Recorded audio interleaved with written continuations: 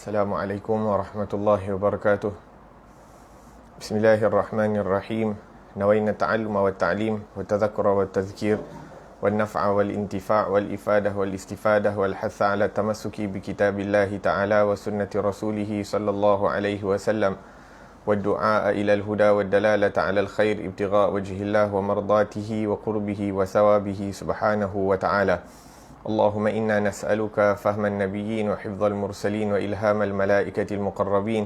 اللهم اغننا بالعلم وزينا بالحلم وأكرمنا بالتقوى وجملنا بالعافية. اللهم أخرجنا من ظلمات الوهم وأكرمنا بنور الفهم. سبحانك لا علم لنا إلا ما علمتنا إنك أنت العليم الحكيم. رب اشرح لي صدري ويسر لي أمري واحلل عقدة من لساني يفقه قولي وسدد لساني واهد قلبي بحق سيدنا محمد صلى الله عليه وسلم. Alhamdulillah wassalatu wassalamu ala Sayyidina Rasulillah wa ala alihi wa ashabihi wa man walah, amma ba'd. Alhamdulillah, pada pengajian yang lalu kita sebutkan tentang cara-cara untuk sentiasa berada di dalam keadaan taharah, sentiasa berada dalam keadaan wuduk. Antaranya kita sebutkan setiap kali kita berhadas, maka kita bersegera untuk berwuduk. Setiap kali kita berhadas, kita bersegera mandi wajib dan sebagainya, agar supaya kita sentiasa berada dalam keadaan sedia untuk beribadah kepada Allah Subhanahu wa taala, berada dalam keadaan taharah, dalam bersih, berwuduk, sehingga kita sentiasa berada dalam keadaan ready untuk beribadah kepada Allah Subhanahu wa taala. Dan kita sebutkan antara asbab untuk memudahkan kita berada dalam keadaan taharah adalah untuk mengurangkan daripada makan. Kita sebutkan tentang mengurangkan makan, mengurangkan tidur dan mengurangkan daripada mengatakan perkara-perkara yang tidak mendatangkan manfaat sama ada di dunia ataupun di akhirat. Dan para ulama menyebutkan untuk mengurangkan daripada makan, bercakap dan tidur ini, ianya tidak boleh dilakukan secara sekaligus, akan tetapi dilakukan dalam keadaan tadarruj, sedikit demi sedikit dilatih diri itu sehingga diri mampu untuk berada dalam keadaan yang paling optimal, ataupun bercakap pada keadaan yang perlu, makan pada keadaan yang perlu, pada waktu yang perlu, dan juga tidur sesuai dengan keadaan tubuh badan. Naam. Dan cara untuk mengurangkan daripada makan kita sebutkan pada pengajian lalu adalah antaranya dengan berpuasa. Syariat Allah Subhanahu wa taala mensyariatkan puasa agar supaya kita dapat biasakan diri dalam keadaan lapar, kerana di dalamnya terdapat banyak manfaat. Dan tidak ada guna kalau kita berpuasa di siang hari, tiba waktu malam kita qada'kan balik segala apa yang telah kita tertinggal dari siang hari sehinggalah waktu berbuka. Maka untuk mengurangkan, cara untuk nak mengurangkan daripada makan, yang pertama yang kita sebutkan adalah berpuasa, dan apabila berbuka kita bersederhana sewaktu berbuka, bersederhana ketika berbuka dan juga ketika bersahur. Dan tidak perlu ada moreh yang kita sebutkan. Yang kedua, cara untuk mengurangkan makan adalah kita berhenti sebelum kenyang. Ini juga yang diajarkan oleh Rasulullah sallallahu alaihi wasallam. Kita berhenti sebelum kita kenyang. Kita berhenti sewaktu hati itu, nafsu itu masih lagi ingin menambah daripada makanan. Dan cara yang ketiga adalah mengurangkan jumlah intake ataupun makanan kita itu setiap kali kita makan. Kurang lebih sama macam yang sebelum ni, berhenti sebelum kenyang, tapi maksudnya kita hadkan. Sebagai contoh, kalau setiap hari kita makan nasi tengah hari 2 pinggan, kita kurangkan satu pinggan 3 suku, ataupun seperti sewaktu dengannya. Itu cara untuk nak mengurangkan makan, seperti yang kita bahaskan pengajian yang lalu. Kemudian cara nak kurangkan tidur juga dengan sedikit demi sedikit kita kurangkan. Sebagai seorang yang ingin menuju kepada Allah Subhanahu wa taala, bahkan sebagai seorang mukmin, kita perlu tahu bahawa nafas ataupun setiap saat daripada nyawa kita adalah merupakan modal kita untuk berurusan, berniaga dengan Allah Subhanahu wa taala. Maka kalau seseorang itu hidup 60 tahun, dia tidur 8 jam, maka 20 tahun itu telah digunakan untuk tidur. Maka seakan-akan dia tidak dapat mengambil keuntungan. Maka kalau boleh dia kurangkan daripada waktu tidurnya itu supaya dia dapat beribadah kepada Allah Subhanahu Wa Taala dengan waktu-waktu tersebut. Akan tetapi perlu diambil perhatian bahawa kalau kita kurangkan tidur tanpa kita menjaga daripada waktu kita pun tak ada guna. Kurangkan tidur pada waktu yang sama menggunakan setiap waktu itu ataupun dikhususkan setiap waktu itu dengan satu pekerjaan, satu ibadah kepada Allah. Berzikir, membaca Al-Quran, solat sunat, membantu orang, ziarah orang sakit, menghadiri jenazah dan sebagainya daripada perkara-perkara yang akan mendatangkan manfaat kepada diri kita. Dan kemudian kita sebutkan bahawa kita sebutkan juga cara untuk mengurangkan daripada berkata-kata dengan perkara-perkara yang sia-sia. Maksudnya kita perlu tahu nak membezakan apa perkataan yang bermanfaat, apa perkataan yang tidak bermanfaat. Dan kata Rasulullah sallallahu alaihi wasallam, kafa bil mar'i kadhiban an yuhaddits bi kulli ma yasma'. Cukup seseorang itu dianggap sebagai pendusta kalau dia menceritakan, mengatakan setiap apa yang didengarinya. Ini kata Rasulullah sallallahu alaihi wasallam. Begitu juga Allah Subhanahu wa taala menyebutkan dalam Al-Quran, la khaira fi kathirin min najwahum illa man amara bi sadaqatin aw ma'rufin aw islahin bainan nas. Tidak ada kebaikan dalam perkataan-perkataan manusia. La khaira fi kathirin min najwahum, dalam perkataan mereka, illa, kecuali mereka-mereka yang mengajak kepada kebaikan, mengajak kepada kebajikan dan mendamaikan dua orang yang sedang bertelingkahan. Maka selain daripada itu tidak mendatangkan apa-apa manfaat. Maka kita perlu cek diri kita, muhasabah diri kita setiap hari, sama ada apa yang kita katakan itu adalah bermanfaat ataupun tidak.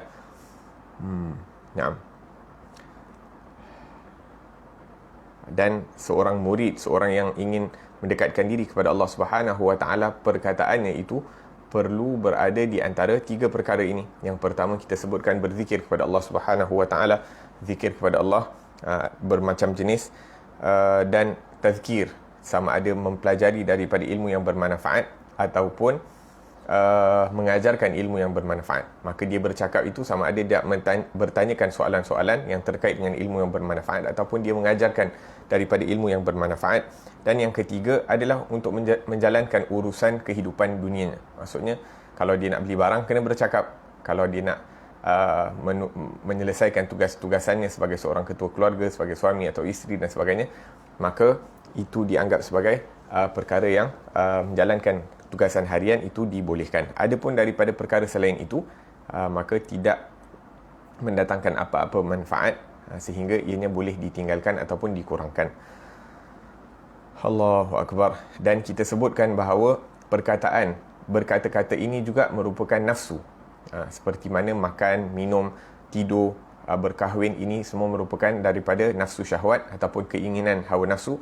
Begitu juga berkata-kata ini merupakan hawa nafsu. Seperti yang dikatakan oleh Imam Haddad, wa syahwatil qil wal qal. Setengah orang dia mempunyai syahwat untuk bercakap banyak, wa huwa akthar mimma yukhaf.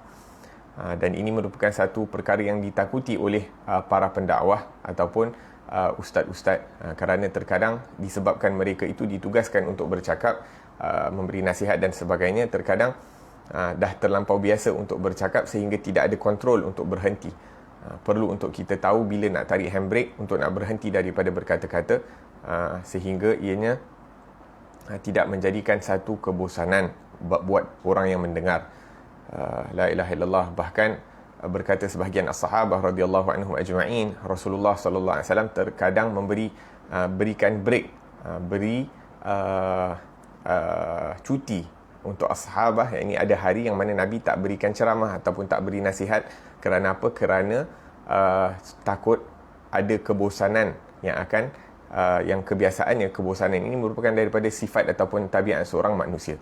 Tak nak manusia menjadi bosan, maka diselang-selikan daripada nasihatnya sallallahu alaihi wasallam. Dan ini juga yang dilakukan oleh as-sahabah, sahabat Nabi sallallahu alaihi wasallam, yang ini selang-seli dalam memberi nasihat kepada at-tabi'in. Wa hakadha. Naam. maka seorang yang ingin mendekatkan diri kepada Allah Subhanahu wa taala perlu bermujahadah, perlu melawan daripada hawa nafsunya, daripada mengatakan perkara-perkara yang tak penting. Bahkan Allah Subhanahu wa taala menyebutkan dalam Al-Quran, wa qul lillati hiya ahsan, sebutlah perkataan-perkataan yang terbaik. Hatta kita ada banyak benda yang baik nak dikatakan, pilih yang terbaik. Maksudnya perlu untuk kita kawal nafsu kita ni, kawal diri kita, cakap benda yang paling penting. Ada pun banyak perkara penting yang nak dikatakan, pilih yang terbaik daripada perkataan-perkataan tersebut. Naam.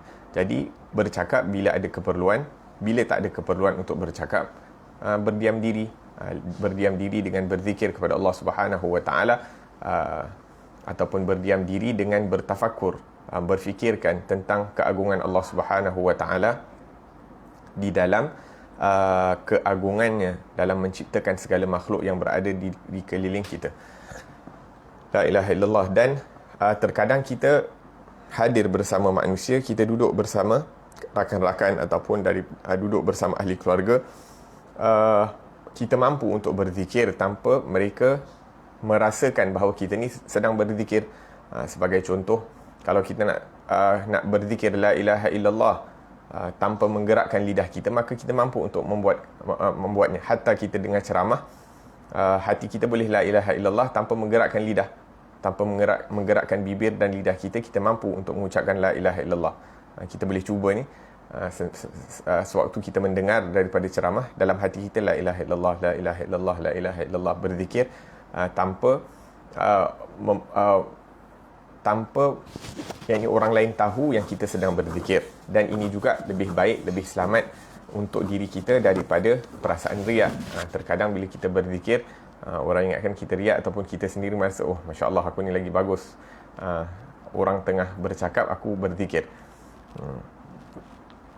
La ilaha illallah, yang mana la ilaha illallah ini merupakan satu perkataan, satu kalimat yang agung, yang mana kalau diletakkan langit dan bumi dan apa-apa yang berada di dalamnya di sebelah neraca, dan diletakkan kalimah la ilaha illallah, maka kalimah la ilaha illallah ni la rajahat, iaitu lebih berat daripada 7 petala langit dan 7 petala bumi. Maka kalau boleh kita perbanyakkan daripada mengucapkan la ilaha illallah. Mungkin waktu dengar ceramah mungkin boleh kurangkan, tapi bila kita dengar orang cakap perkara-perkara yang tak ada kepentingan, maka kita sibukkan hati kita dengan fikiran kita ini dengan berzikir kepada Allah Subhanahu wa taala, tanpa merasakan kepada orang lain ataupun menunjukkan kepada orang lain yang kita ni sedang berzikir. La ilaha illallah.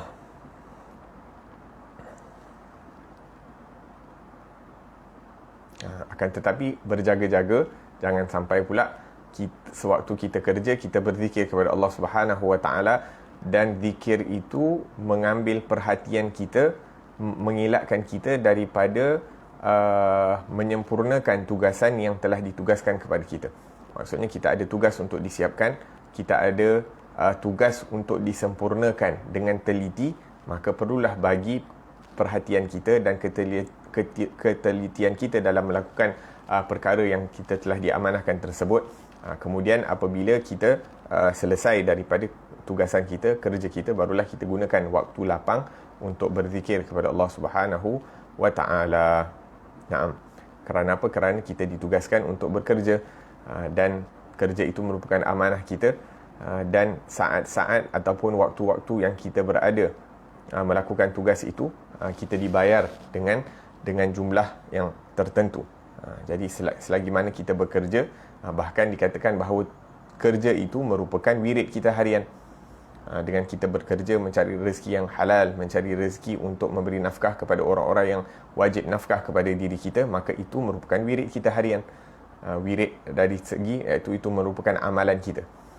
Orang yang mungkin tak perlu kerja, maka dia perlu lakukan amal ibadah, isi masa lapang. Ada pun orang yang bekerja kerana dia untuk mencari daripada nafkah yang halal ataupun untuk membantu orang lain dan sebagainya, maka itu dikira sebagai ibadah dia seharian. Terutamanya bagi mereka-mereka yang menghadirkan niat-niat yang baik sebelum pergi kerja, maka dia akan diganjarkan oleh Allah Subhanahu wa taala.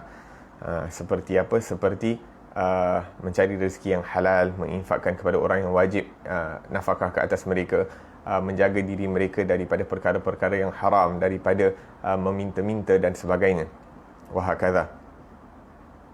Jadi memperbanyakkan zikir kepada Allah Subhanahu Wa Taala ini, apabila kita berterusan melakukannya, lama kelamaan akan membantu kita daripada mengurangkan bercakap perkara-perkara yang tidak penting. Kita hanya seakan-akan zikir itu akan memberikan kesedaran di dalam hati ini, sama ada perkataan yang kita akan cakap itu adalah penting ataupun tidak. Lama kelamaan perkataan-perkataan yang kurang penting itu akan berkurangan daripada diri kita.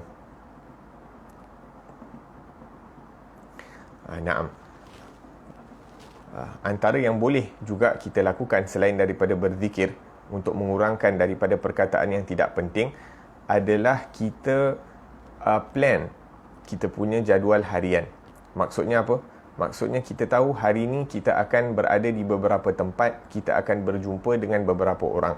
Contohnya pagi kita ada meeting dengan orang ni, tengah hari kita akan berjumpa dengan orang tu, malam kita akan pergi ke masjid dan mungkin jumpa dengan jemaah di masjid dan sebagainya. Maka kita plan, okey, kat sini apa yang boleh aku buat, dekat sini apa yang perlu aku cakapkan, dekat sini mungkin lebih kepada mendengar, tak mampu untuk bercakap, tapi kita hanya duduk hanya sekadar untuk iaitu jaga hati orang. Kurang lebih macam itulah, duduk sebab nak jaga hati. Maka kita plan, okey, kat sini kita akan habiskan kita punya zikir, dekat sini kita akan habiskan kita punya selawat, kat sini kita akan lakukan istighfar dan sebagainya. Dan pada waktu malam sebelum kita tidur, kita bermuhasabah, kita perhitungkan apa yang kita plan tu mampu tak kita laksanakan, ataupun mungkin pada keadaan tertentu kita terpaksa untuk meninggalkan daripada zikir itu dan terpaksa untuk mengatakan sesuatu perkara sehingga kita lupa nak kembali kepada zikir. Maka kita muhasabah diri kita. Malam mula kita plan untuk esok hari, dan pada esok malamnya kita tengok sama ada apa yang kita plan pada hari yang sebelumnya itu mampu untuk kita laksanakan. Dan daripada itu kita dapat tahu, okey, kat sini kelemahan kita macam ni, dekat sini kita tercakap lebih daripada apa yang perlu, dekat sini alhamdulillah kita mampu untuk berzikir, yang mana mungkin di tempat yang lain juga kita boleh plan ataupun plan untuk berzikir tentang perkara yang sama. La ilaha illallah. Mungkin kalau kita benar-benar jujur memikirkan tentang perkataan-perkataan yang keluar daripada lidah kita, terkadang ada perkataan-perkataan yang keluar daripada lidah kita itu membuatkan kita tak mampu untuk tidur. Kalau kita benar-benar memerhatikan daripada apa yang keluar daripada lidah kita, maka terkadang perkara-perkara yang keluar daripada lidah kita itu membuatkan kita tak mampu untuk tidur. La ilaha illallah. Naam. Wa hakadha.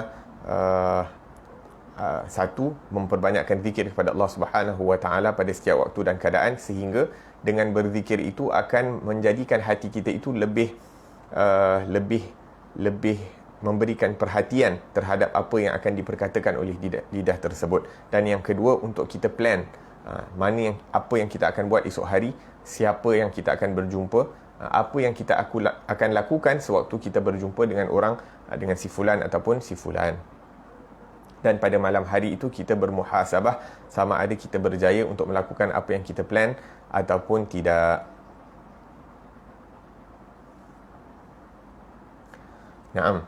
Disebutkan bahawa ada satu orang anak muda ni, apabila dia mendengar daripada ceramah para asatidzah, para ustaz-ustaz yang mana menyebutkan tentang perlu untuk memberi perhatian terhadap apa yang dikatakan seharian, maka dia ambil MP3. Dia ambil MP3, yang mana MP3 itu mungkin boleh tahan satu hari, tak perlu untuk bateri dia hidup, dapat tahan selama 8 jam ataupun satu hari. Maka diletakkan dalam poketnya. Anak muda ni dia letakkan dia punya MP3 tu dalam poket, dan dia start rekod daripada pagi dia keluar rumah sampai malam hari. Dan malam hari sebelum dia tidur, dia dengar balik.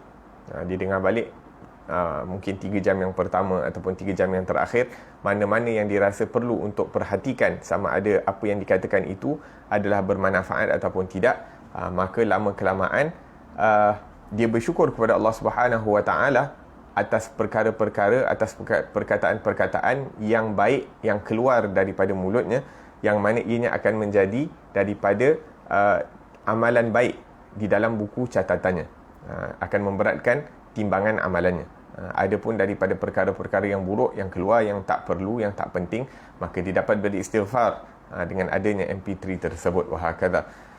La ilaha illallah. Ini daripada segi yang moden. Daripada segi as-sahabah radhiyallahu anhum ajma'in, antara mereka disebutkan dalam riwayat bahawa Sayyidina Abu Bakar As-Siddiq radhiyallahu anhu, bahawa dia memperhatikan daripada perkataannya itu, mengurangkan daripada mengatakan perkara yang tak penting itu. Bagaimana? Dengan meletakkan batu yang kecil di dalam dekat lidah dia ataupun dekat mulutnya, sehingga apabila dia nak menggerakkan lidahnya itu, dirasakan beratnya batu yang kecil itu pada lidah, ataupun dirasakan batu pada lidahnya, maka membuatkan dia fikir dahulu sebelum nak mengatakan sesuatu perkara. Wahakadha. Kerana apa? Ini as-sahabah, ini orang yang bersama Rasulullah, berkawan dengan Rasulullah daripada kecil. Ini Sayyidina Abu Bakar As-Siddiq bukan hanya berkawan dengan Rasulullah sewaktu kenabian, 23 tahun kenabian, akan tetapi dikatakan bahawa Sayyidina Abu Bakar As-Siddiq radhiyallahu anhu membesar daripada kecil bersama Rasulullah sallallahu alaihi wasallam, kurang lebih 60 tahun bersama Rasulullah, akan tetapi disebabkan kebersamaannya dengan Rasulullah, mendapat tarbiyah didikan daripada Rasulullah sallallahu alaihi wasallam, maka beliau, yakni orang yang darjatnya paling tinggi di kalangan para umat Rasulullah sallallahu alaihi wasallam. Tidak ada orang yang lebih mulia, lebih tinggi kedudukannya di kalangan para umat melainkan Sayyidina Abu Bakar As-Siddiq radhiyallahu anhu. Akan tetapi masih lagi dia memberikan perhatian terhadap apa yang keluar daripada lidahnya, sehingga merasakan ada keperluan untuk meletakkan batu di dalam lidahnya. La ilaha illallah. Kalau Sayyidina Abu Bakar melakukan perkara tersebut, bagaimana pula keadaan kita? Bagaimana pula keadaan kita? Kita tersangat perlu untuk menjaga daripada lidah kita. La ilaha illallah. Dan sekarang ni mungkin bukan hanya perlu letak batu dekat lidah kita, tapi kita perlu letakkan, macam kita ikat jari kita ni, supaya apa? Kita kurang daripada scroll dekat Facebook ataupun dekat Instagram ataupun dekat internet dan sebagainya, kerana terkadang kita scroll, kita like, kita share benda-benda yang kadang-kadang tidak ada keperluan. La ilaha illallah. Naam, mungkin ada orang yang merasakan dah jadi susahlah pula nak mendekatkan diri kepada Allah Subhanahu Wa Taala, merasa perkara-perkara iaitu nak kena kurangkan tidur, nak kena kurangkan makan, nak kena kurangkan bercakap, mungkin dia rasakan ini dah berat, susah untuk nak diamalkan.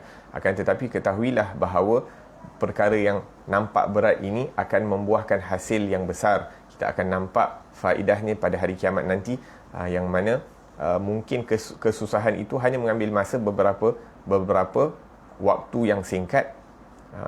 Kerana apa? Kerana hidup di dunia ini memang singkat. Maka untuk melatih nafsu ini, melakukan apa yang dikehendaki oleh Allah, walaupun dirasa berat dan lama, tapi pada hakikatnya adalah sangat sedikit. Mungkin ada yang ingat kita pernah ceritakan nafsu ini untuk nak latihnya adalah seakan-akan seperti nak melatih kuda yang liar. Nak melatih nafsu ini adalah seperti nak melatih kuda yang liar.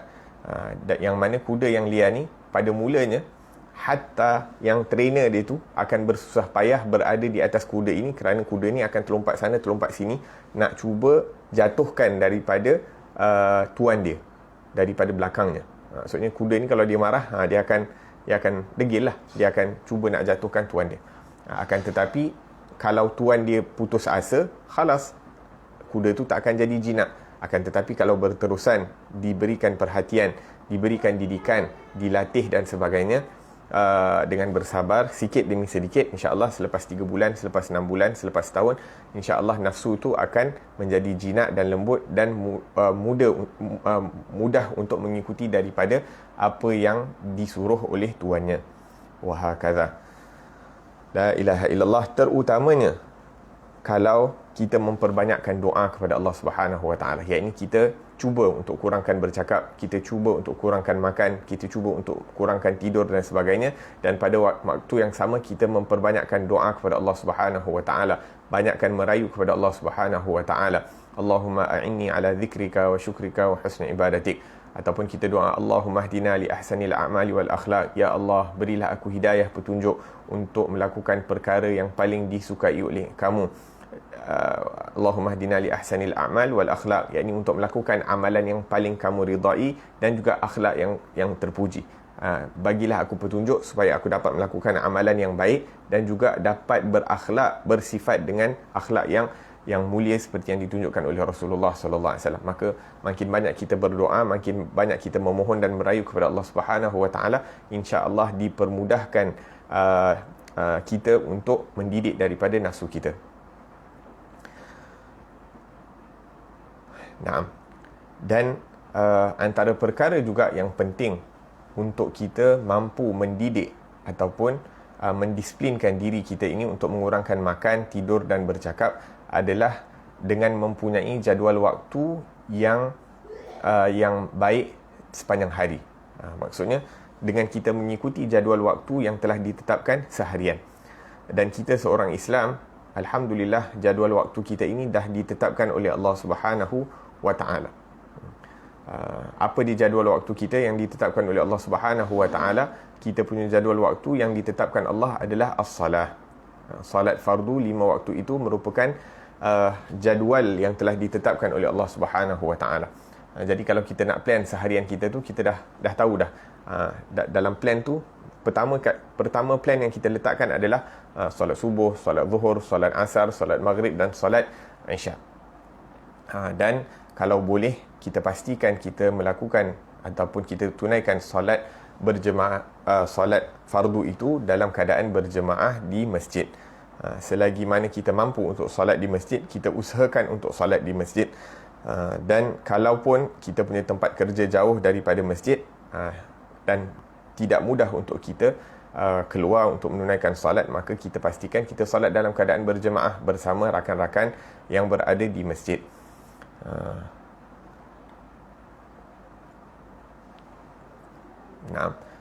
Macam kita kan manusia ni, kalau nak mulakan planning sesuatu perkara, maka kita letakkan aim. Kita nak plan sesuatu perkara, nak tulis jadual waktu, kita dah ada benda-benda yang penting untuk kita letakkan dahulu. Maka perkara-perkara yang penting untuk kita letakkan dahulu dalam kita punya jadual waktu seharian adalah solat 5 waktu. Apabila kita mampu untuk menjaga daripada solat 5 waktu ini di masjid dan bersama dalam keadaan berjemaah, maka itu merupakan langkah pertama untuk menjaga daripada waktu kita. Walaupun terkadang kehidupan seharian kita di atas muka bumi ini terkadang yang ini berubah kan. Mungkin kita dekat Malaysia tak teruk sangat, tapi mungkin orang-orang yang berada duduk di negeri 4 musim, terkadang waktu subuhnya awal, terkadang lambat dan sebagainya. Alhamdulillah kita kat Malaysia, dia punya waktu subuh tu tak bergerak jauh. Tapi mungkin kita terpaksa bangun sikit awal untuk nak solat subuh dari sebelum nak pergi kerja ataupun sebelum nak pergi sekolah. Akan tetapi itu merupakan satu perkara yang perlu untuk kita usahakan untuk menunaikan solat di awal waktu. Allahu Akbar. Dan pada waktu yang sama, ni mungkin memudahkan kita untuk nak mengamalkan daripada solat awal waktu ataupun menjaga dari solat 5 waktu. Kadang-kadang Allah kata sembahyang ni penting, Nabi kata sembahyang ni bagus, kadang-kadang kita susah nak ikut. Akan tetapi kalau kita tahu ada faedah daripada segi saintifik, maka kita akan mudah untuk ikut. Maka sekarang ni pun dah dikatakan bahawa tubuh badan manusia ini terkesan dengan peredaran waktu, iaitu dengan terbitnya matahari, dengan terbenamnya matahari. Maka tubuh badan manusia ini terkesan dengan peredaran waktu. Yang ini di waktu pagi, kalau bangun sembahyang subuh, udaranya, kalau kita sujud, energi yang kita dapat keluarkan ataupun energi yang kita dapat serap daripada bumi, dan juga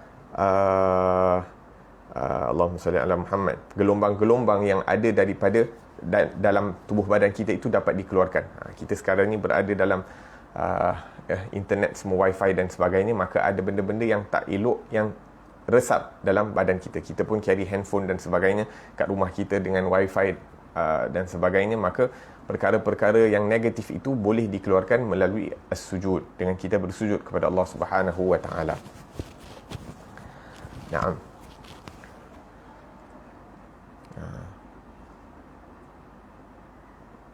Maka perkara yang penting sekali adalah untuk kita pasang niat.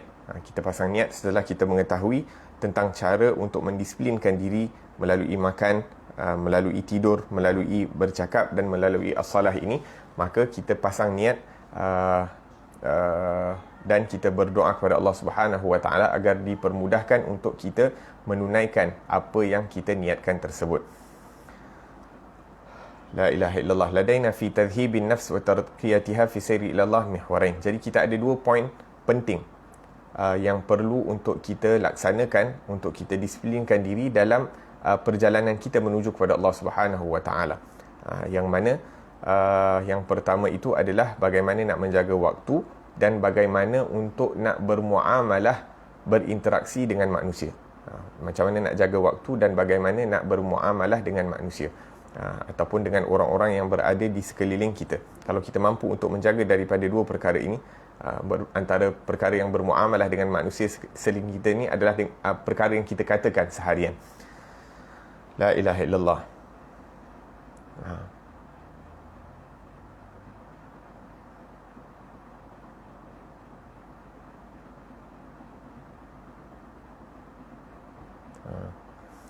Naam.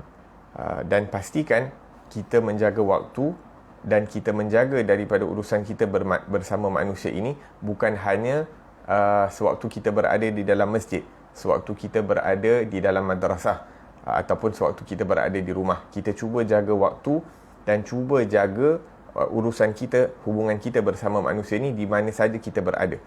Seperti mana dekat rumah kita jaga sembahyang berjemaah ataupun kita berjaga daripada zikir dan sebagainya. Begitu juga sewaktu kita keluar daripada rumah, kita berada di tempat kerja dan sebagainya, kita jaga kita punya hubungan bersama Allah Subhanahu Wa Taala.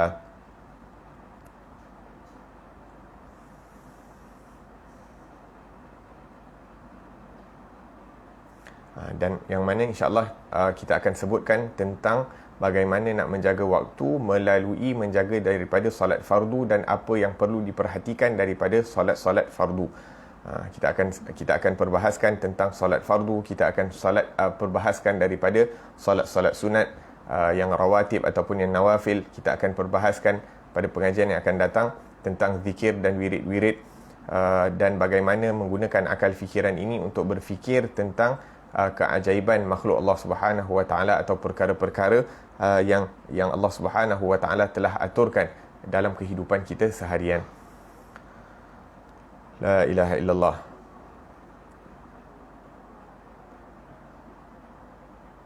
Dan walaupun kita sebutkan tadi perkara ini kadang dianggap agak berat untuk diri kita nak mengamalkannya, akan tetapi ini merupakan cabaran. Dan anak muda zaman sekarang ni suka akan cabaran. Kita cabar diri kita dengan perkara-perkara seperti ini. Cabar diri kita dengan perkara-perkara yang baik, yang mana ianya akan mendatangkan keberuntungan di dunia lagi sebelum di akhirat. Akan tetapi yang pertama adalah kita perlu untuk buat decision. Kita perlu untuk buat kita set kita punya mind. Kita pasang niat, yang mana niat itu akan diterjemahkan dengan semangat yang kita ada. Kita pasang niat dan kemudian kita tunjukkan bahawa kita ingin benar-benar melakukan daripada apa yang kita niatkan, dan insya-Allah Allah Subhanahu Wa Taala akan permudahkan segala urusan tersebut. Berkata Al-Imam Junaid bin Muhammad Al-Baghdadi, beliau mengatakan bahawa man fataha ala nafsihi babaniyatin salihah, barang siapa memasang niat yang baik di dalam hatinya, maka Allah Subhanahu Wa Taala akan membuka 70 pintu taufik agar supaya memudahkan dia untuk melakukan apa yang dia niatkan. Maka kita pasang niat bahawa kita akan berusaha sedaya upaya untuk mengurangkan daripada perkara-perkara yang kita sebutkan agar supaya kita mampu untuk berada di dalam keadaan wuduk sentiasa, dan kita mohon daripada Allah Subhanahu Wa Taala bantuan, dan insya-Allah kita akan lihat pertolongan yang akan datang daripada Allah Subhanahu Wa Taala. La ilaha illallah. Dan yang terakhir, satu perkara yang perlu untuk kita tidak tinggal adalah untuk minta bantuan daripada Allah Subhanahu Wa Taala yang diajarkan oleh Rasulullah sallallahu alaihi wasallam kepada Sayyidina Mu'adz bin Jabal. Sayyidina Mu'adz bin Jabal mendapat ini merupakan seorang yang sangat beruntung. Kerana apa? Kerana beliau disaksikan oleh Rasulullah itu, iaitu Rasulullah menyaksikan kepadanya bahawa Rasulullah cinta kepada dia. Sebelum Sayyidina Mu'adh berangkat ke kota Yaman, maka Rasulullah mengatakan, "Ya Mu'adh, inni uhibbuk." Wahai Sayyidina Mu'adh, aku mencintai kamu. Aku suka, aku kasih akan kamu.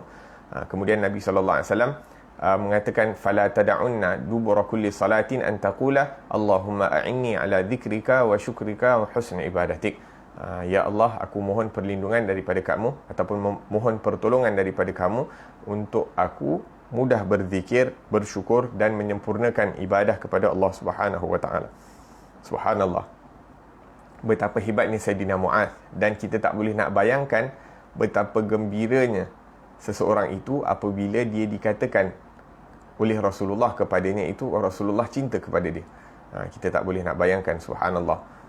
Akan tetapi as-sahabah radhiyallahu anhum itu dipilih oleh Allah Subhanahu wa taala, diberikan kekuatan di dalam hati mereka untuk mendapat daripada anugerah-anugerah yang besar daripada Allah Subhanahu wa taala dengan kebersamaan mereka bersama Rasulullah sallallahu alaihi wasallam. Dan disebutkan, para ulama menyebutkan hadis ini dengan hadis musalsal bil mahabbah, iaitu hadis yang cara periwayatannya itu berterusan seperti mana yang dilakukan oleh Rasulullah sallallahu alaihi wasallam. Rasulullah mengatakan kepada Sayyidina Mu'adh, "Wahai Mu'adh, aku mencintai kamu, aku mengasihi kamu, maka janganlah kamu tinggal membaca daripada doa ini setiap kali selepas salat." Maka Sayyidina Mu'adh pun mengatakan kepada at-tabi'in, orang-orang yang mempelajari yang daripada Sayyidina Mu'adh bin Jabal, dikata, "Inni uhibbukum," aku mengasihi kamu, cinta kepada kamu kerana Allah Subhanahu wa taala, maka jangan kamu tinggalkan membaca daripada doa ini setiap kali selepas salat fardu. Allahumma a'inni ala dhikrika wa syukrika wa husni ibadatik. Dan kemudian para tabi'in pun menyampaikan hadis ini dengan cara yang sama seperti mana mereka dapat daripada Sayyidina Mu'adh. Mereka mengatakan kepada tabi'in, "Wahai fulan bin fulan, inni uhibbukum," aku mencintai kamu, maka jangan kamu tinggalkan daripada membaca daripada doa ini selepas as-salah. Wahakadha sampai kepada guru-guru kami, la ilaha illallah. Dan antara ijazah yang kami dapat, yang saya dapat daripada guru kami, iaitu Al-Habib Ali Zainal Abidin bin Abdul Rahman Al-Jufri. Beliau mendapat hadis ini daripada Al-Habib Ahmad Mashhur bin Taha Al-Haddad, yang mana dalam majlis Habib Ahmad Mashhur bin Taha Al-Haddad mengatakan kepada orang-orang yang hadir dalam majlis tersebut, "Inni uhibbukum," aku mencintai kamu, maka jangan kamu tinggalkan daripada membaca Allahumma a'inni ala dhikrika wa syukrika wa husni ibadatik selepas salat. Maka Habib Ali Al-Jufri juga mengatakan perkara yang sama kepada kami, dan kami juga mengatakan kepada mereka-mereka yang melihat daripada berada dalam majlis ini walaupun secara video, maka inni uhibbukum, kami mencintai kepada kamu kerana Allah Subhanahu wa taala, mengasihi kepada kamu kerana Allah Subhanahu wa taala, maka jangan meninggalkan daripada baca doa ini setiap kali selepas solat fardu. Allahumma a'inni ala dhikrika wa syukrika wa husni ibadatik. Dan boleh cakap saya terima daripada ijazah tersebut. Moga-moga ianya mendatangkan keberkatan dan dan setiap kali kita baca, kita merasakan keagungan doa ini yang diajarkan oleh Rasulullah sallallahu alaihi wa ala alihi wa sahbihi wasallam. La ilaha illallah. Naam. Naam. Kemudian kita bahaskan tentang as-salah. Kita bahaskan tentang solat, yang mana solat ini merupakan perkara yang paling penting dalam jadual waktu kita seharian. Solat ini merupakan rukun yang kedua di dalam Islam selepas mengucapkan kalimah syahadah la ilaha illallah Muhammadur Rasulullah sallallahu alaihi wasallam. Akan tetapi cara kita memahami daripada as-salah, cara kita melihat daripada solat perlu untuk dirujuk kembali, diperhaluskan lagi cara kita melihat kepada as-salah. Mungkin banyak daripada kita melihat kepada solat ini sebagai satu hutang yang perlu untuk diselesaikan kepada Allah Subhanahu wa taala. Sebahagian daripada kita merasakan solat ini sebagai satu tanggungjawab ataupun beban yang berada di atas bahu-bahu kita untuk kita laksanakan agar supaya beban itu terangkat daripada belakang kita. Sebahagian daripada kita juga menunaikan solat kerana takut orang-orang yang tidak menjaga daripada solat, tidak menunaikan daripada solat itu akan mendapat kemurkaan daripada Allah Subhanahu Wa Taala, yang mana kesemua yang dah disebutkan itu, sama ada merasakan sebagai satu hutang, sama ada merasakan sebagai satu tanggungjawab yang perlu untuk ditunaikan, ataupun menunaikan as-salat itu kerana takut azab ataupun hukuman daripada Allah Subhanahu Wa Taala itu bukanlah salah, walaupun memikirkan perkara-perkara seperti itu, akan tetapi ada perkara yang lebih utama, lebih penting untuk kita memandang daripada as-salah. Kita perlu untuk melihat solat itu daripada pandangan yang lebih tinggi, yang lebih mulia, yang mana ia akan memperbaiki hubungan kita bersama Allah Subhanahu Wa Taala. La ilaha illallah. Yang mana Naam. Jadi apa makna kita mendirikan solat? Apakah makna yang sebenar yang perlu untuk kita fahami sewaktu kita mendirikan solat? Maka para ulama mengatakan yang pertama adalah kita perlu merasakan bahawa waktu solat ini waktu untuk kita berjumpa dengan kekasih. Waktu seorang kekasih berjumpa dengan kekasihnya. Waktu temu janji yang mana seorang kekasih itu memberi keizinan kepada kekasihnya untuk berjumpa. Merupakan ini perbezaan yang besar di antara orang yang menunaikan solat kerana ianya merupakan satu tanggungjawab, dan satu orang lagi melakukan solat itu kerana untuk berjumpa dengan kekasihnya. Orang yang menunaikan solat kerana menganggapnya sebagai satu beban ataupun sebagai satu hutang yang perlu untuk dilunaskan, maka dan secara kebiasaan kita merasakan hutang ini sebagai satu beban, dan kita tak akan rasa tenang selagi mana hutang itu tidak dilunaskan, dan kita hanya merasa tenang setelah beban ataupun setelah hutang itu dijelaskan. Maka ini bukan satu perkara yang baik, kerana kita sepatutnya merasakan kelazatan, kenikmatan sewaktu solat dan bukan selepas as-salah. Allahu Akbar. Maka seharusnya kita merasakan ketenangan itu di dalam hati sebelum sewaktu kita memulakan solat. Daripada mula solat itu kita dah merasakan ketenangan, kelazatan, kenikmatan sewaktu menunaikan solat itu. Bahkan sebelum kita masuk dalam waktu solat, sebelum kita menunaikan solat itu, kita dah rasa ketenangan, dah rasa gembira untuk bertemu dengan Allah Subhanahu Wa Taala. Apabila dilaungkan azan sahaja, kita telah merasakan bahawa ini waktu kita berjumpa dengan kekasih kita. Bahkan sewaktu kita nak bangun menunaikan solat, kita duduk sewaktu iqamah sedang dilaungkan, maka kita merasakan kenikmatan berjalan menuju kepada as-salah itu kerana kita akan berdiri di hadapan kekasih kita. La ilaha illallah.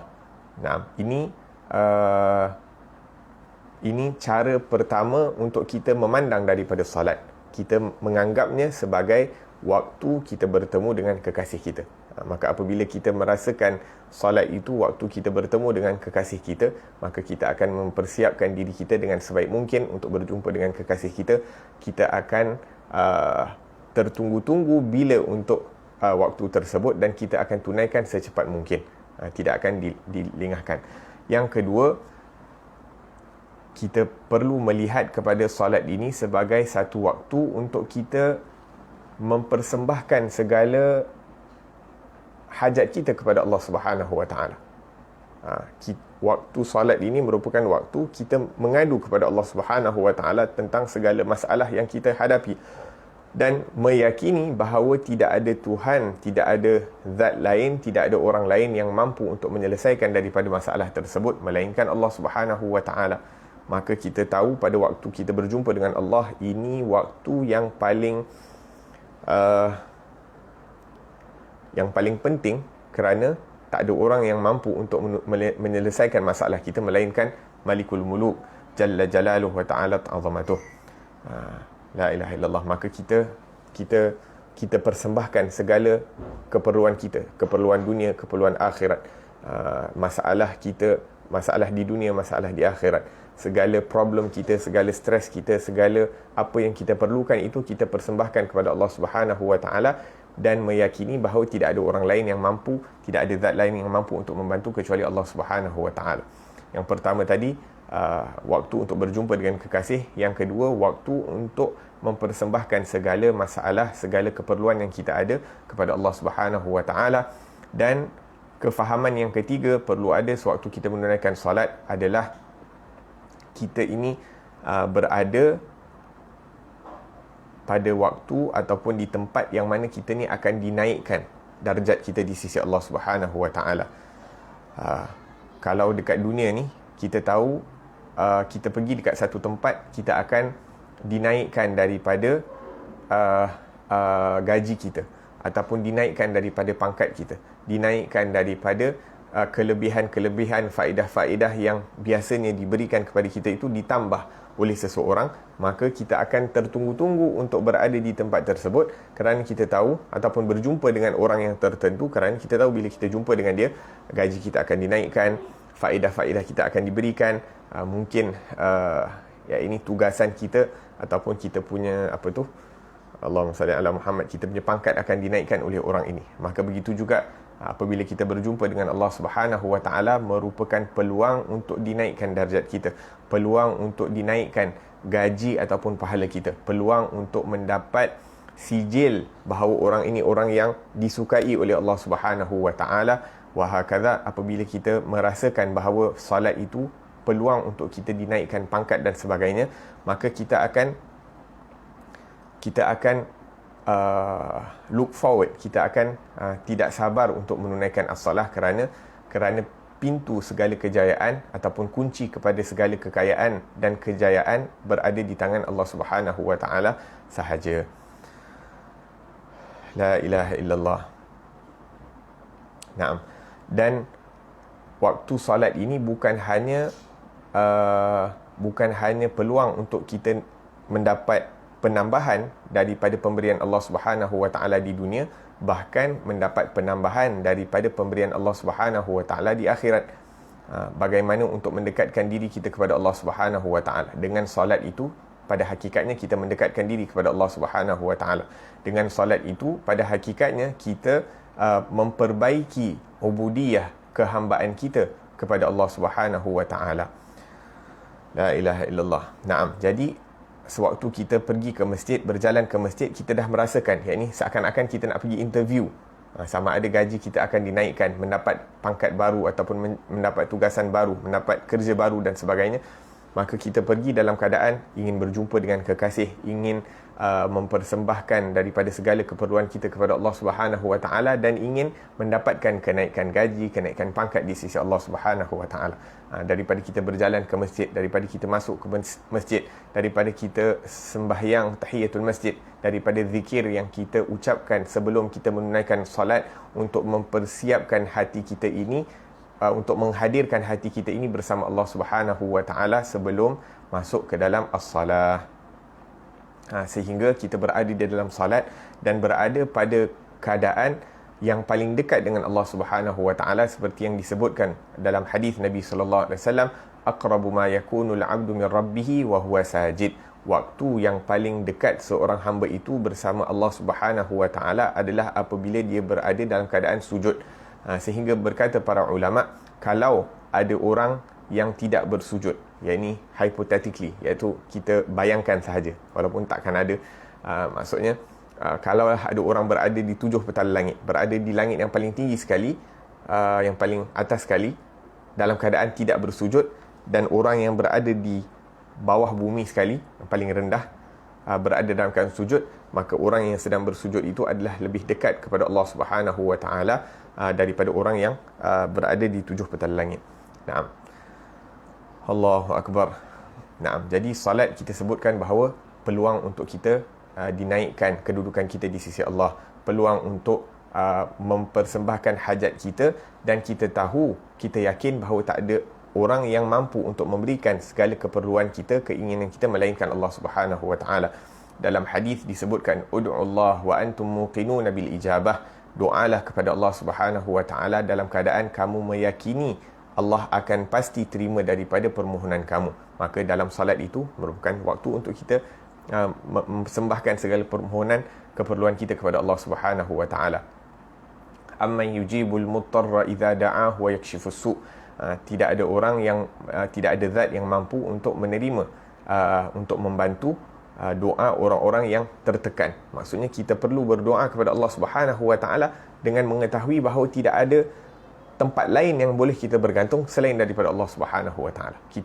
Kita tahu bahawa tak ada zat yang mampu membantu, dan kita yakin Allah itu suka membantu. Wa idza sa'alaka ibadi anni fa inni qarib ujibu da'watad da'i idza da'an. Ujibu, aku pasti akan jawab doa orang-orang yang memohon daripada aku, kata Allah Subhanahu wa taala. La ilaha illallah.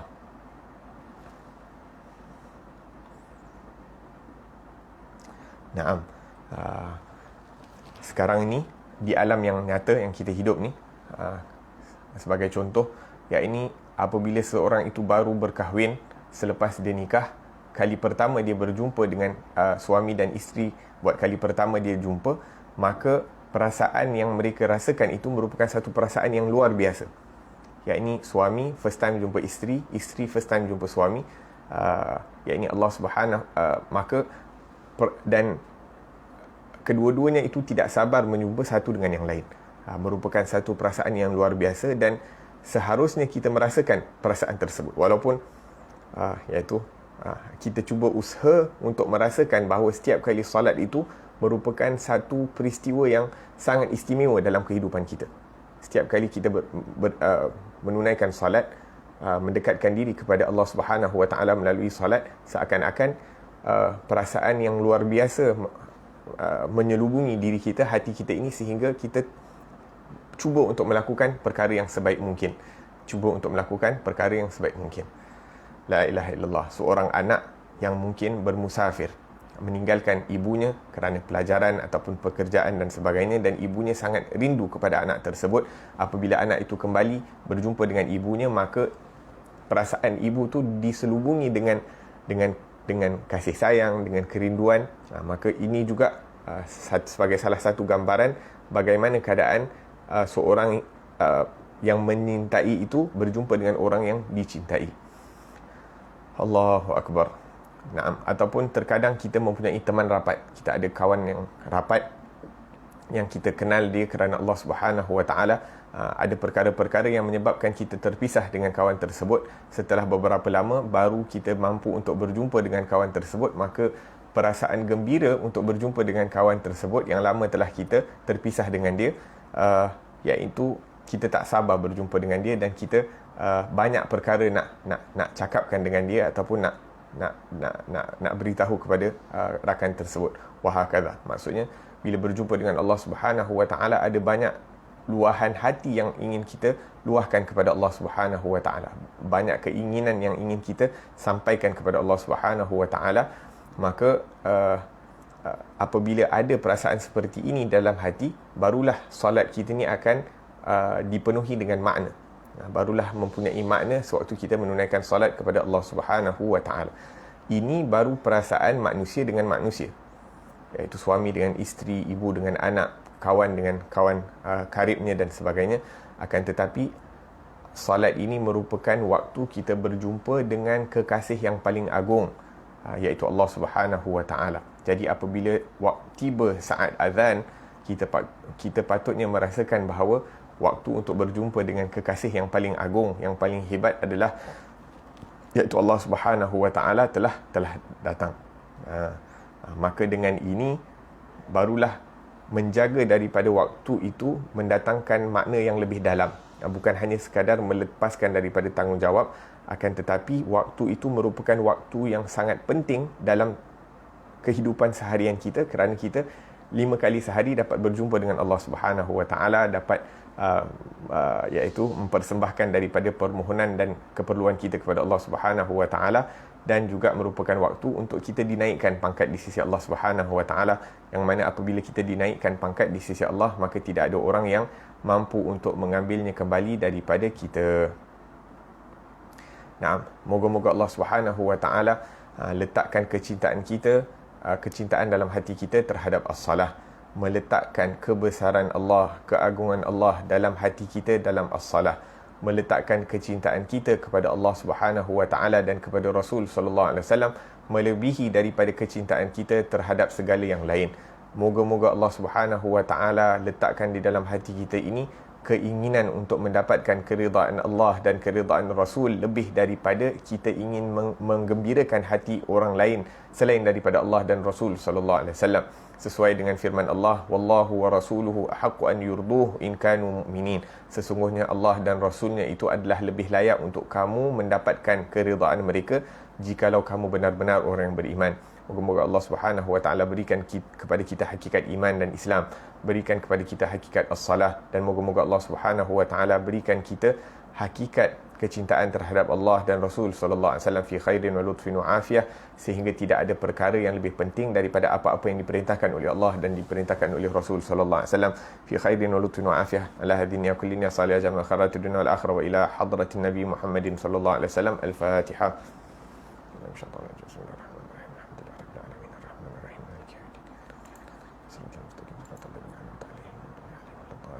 ربنا انفعنا بما علمتنا ربي علمنا الذي ينفعنا ربي فقهنا وفقه أهلنا وقرابات لنا في ديننا مع أهل القتل أنثى وذكر ربي وفقنا وفقهم لما ترتضي قولا فعلا كرما وارزق الكل حلالا دائما وأخل أتقياء علماء نحظى بالخير ونكفى كل شر ربنا واصلح لنا كل شؤون وأقر بالرضا منك العيون واقض عنا ربنا كل ديون قبل أن تأتينا الرسل المنون واغفر واستر أنت أكرم من ستر وصلاة الله تغشى المصطفى من إلى الحق دعانا والوفاء بكتاب فيه للناس شفاء وعلى الآل الكرام الشرفاء وعلى الصحب المصابيح الغرار اللهم اهدنا بهداك واجعلنا ممن يسارع في رضاك ولا تولنا وليا سواك ولا تجعلنا ممن خالف أمرك وعصاك وحسبنا الله ونعم الوكيل ولا حول ولا قوة إلا بالله العلي العظيم صلى الله على سيدنا محمد وعلى آله وصحبه وسلم.